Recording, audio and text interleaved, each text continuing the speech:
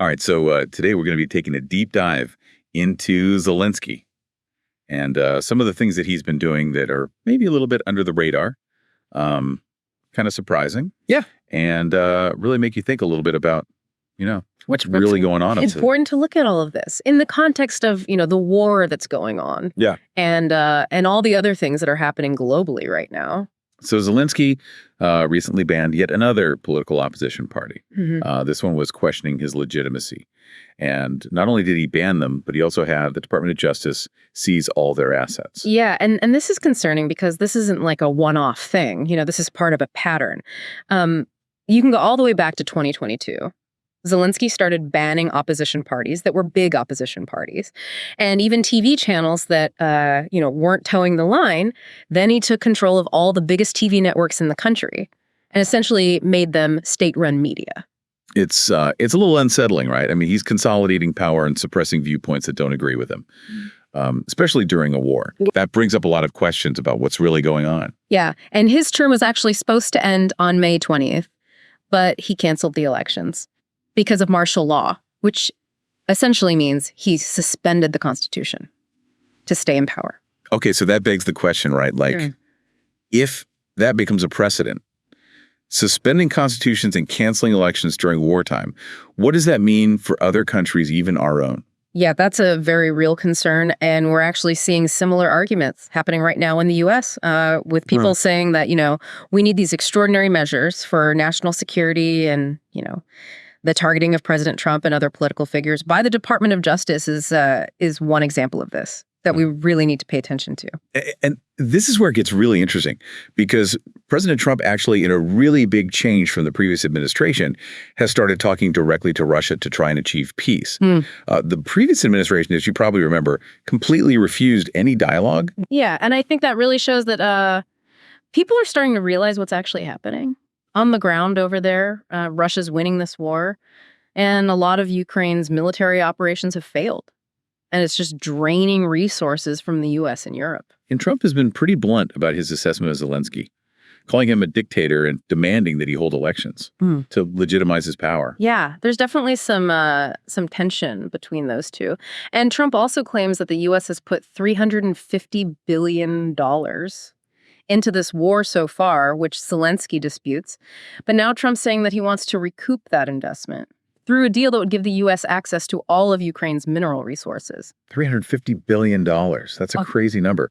And that deal, by the way, would be the first time a sitting president has acknowledged that NATO expansion is a contributing factor to the conflict. Yeah, that's a really big deal. That could change the whole global political landscape.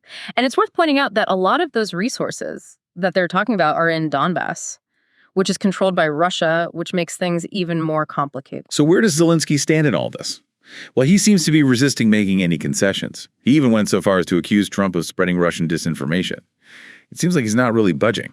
Yeah, and there's reports that Zelensky's approval rating in Ukraine is actually really low, despite what he claims. He says he has 57% support. But people are pointing to him and Andrei Yermak, the head of the office of the president, as the main obstacles to peace. And as this stalemate drags on, more and more people are concerned about whether Europe will keep supporting Zelensky. The pressure's building on the U.S. to stay involved. But how long can that realistically go on? So Zelensky is at a crossroads now. He's got a big decision to make. Does he accept Trump's plan, which would probably mean giving up some territory, or does he risk getting completely defeated militarily if U.S. funding dries up? That's a tough choice. But accepting Trump's plan might be the only way for him to get any kind of security guarantees or economic aid for whatever's left of Ukraine. Meanwhile, Russia's probably going to keep pushing forward, as long as there's no ceasefire.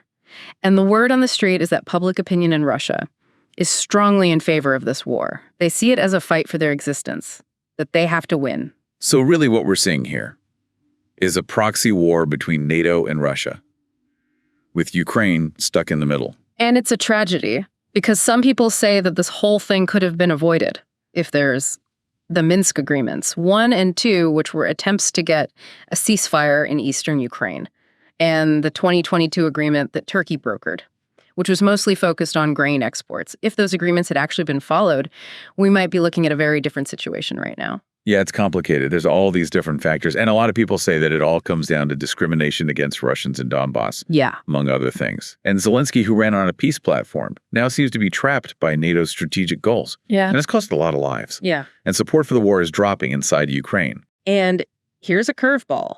The peace talks are happening in Saudi Arabia, not India, like a lot of people thought.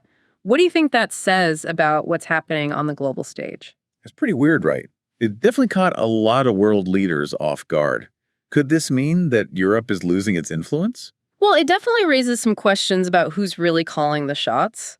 And India staying neutral and sticking with their alliance with Russia could actually put them in a really good spot as the US and Russia figure out their relationship. It's fascinating to see how all these seemingly separate things are actually connected and how they're all playing into these big shifts in global power and all the complicated maneuvering that's going on between countries. And at the center of it all is Zelensky, the guy whose decisions could change his entire legacy and the fate of his country. It really makes you think about how much power he has and the huge ripple effects his choices could have, not just in Ukraine, but all over the world. It really does. I mean, his decisions have huge implications. They could completely change the balance of power in the world. And that could have ripple effects for years to come. Yeah, and it makes you wonder, right? Like, is he really doing what's best for the people of Ukraine? Or has he gotten so caught up in all this global politics stuff that he's lost sight of what really matters? That's the big question, isn't it? Is he really putting his people first? Or is he just playing some kind of game? It's really hard to tell. And what if the U.S. actually pulls out their support? Would Europe step in and pick up the slack? Well, that's a big unknown, right? We've already seen some cracks in the EU's unity. And if the U.S. bails, who knows how long Europe would stick around? Zelensky's really in a tough spot, caught between a rock and a hard place. On the one hand, you've got Trump pushing for this peace deal, which would probably mean Ukraine has to give up some land. And then on the other hand, you've got people inside Ukraine who are totally against any compromise. That means giving Russia an inch. And remember, he's basically silenced anyone who disagrees with him inside Ukraine. So it's really hard to know how much support he actually has. It's a really tense situation. So it all comes down to this. Is Zelensky willing to make the tough calls, the compromises that might be needed to get peace, even if it means accepting something that's not perfect? Or will he just keep holding out, hoping for a miracle that might never happen? It's a gamble either way, no guarantees. But the longer this goes on, the worse it gets. I mean, so many people have already died in this conflict. It's just heartbreaking. Absolutely. And that doesn't even begin to cover all the people who've been displaced, injured, or traumatized by what's happened. The effects of this war are going to last for generations. It's a reminder that it's always the people who suffer the most in these conflicts, not the politicians who start them. That's why it's so important to have leaders who care more about peace than about their own political careers. Leaders who will put their people's well-being first, even if it means going against powerful allies or giving up some of their own power. Leaders who understand that compromise isn't a sign of weakness.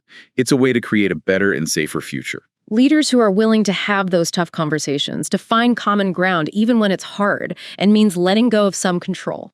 And that's what makes this whole thing with Zelensky so unsettling. Is he that kind of leader? Does he have the vision and the strength to steer his country towards peace? It's really hard to say right now. But the world is watching, and the decisions he makes in the next few days are going to have a huge impact, not just on Ukraine's future, but on the whole balance of global power.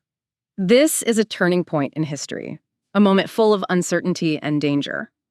The stakes couldn't be higher, and his choices are going to have consequences that will be felt around the world. Yeah, it's a lot to process. This whole deep dive has really been eye-opening, Yeah. showing how complicated things are in Ukraine and all the different global forces that are pulling the strings. Yeah, for sure. It's a really complex issue. But one thing that's clear is that Zelensky has a lot of power to decide how this conflict ends, and that could change the whole balance of power in the world. It seems like he's stuck between a rock and a hard place. Appease Trump and risk making people in Ukraine angry, or stand his ground and maybe lose everything. Yeah, it's a tough situation. No easy answers. But the fact that they're even having peace talks, however unlikely they seem, means that there's at least a chance of finding a solution, even if it's not perfect. And it's interesting that the talks are happening in Saudi Arabia. That's not something you see every day. Right. It makes you wonder if the old power players like the EU are losing their grip. Yeah, it definitely shows that things are changing. Old alliances are shifting and new players are stepping up. And India staying neutral and keeping their ties with Russia could actually work out really well for them, especially if the US and Russia start to work things out. So where does all this leave us? It Yeah. seems like Zelensky's actions have consequences that reach far beyond Ukraine. Absolutely. His decisions are going to affect international relations, global power dynamics, and potentially the lives of millions of people. So he's got a lot riding on this. And it makes you wonder, what happens if he refuses to negotiate? Is he putting the people of Ukraine at risk by playing this bigger political game? That's the question we'll leave you with today. It's a complicated situation with no easy answers. But the more we understand the details, the players, and how everything's connected, the better equipped we are to make sense of what's going on. And that's what we're all about here on The Deep Dive. We take all this information, break it down, and help you see the bigger picture. So next time you see a confusing headline or hear about some complicated global event, remember, we're here to make things clear. Subscribe to our podcast, available on Spotify, Apple Podcasts, and YouTube. We are here to make things clear. New episodes every day.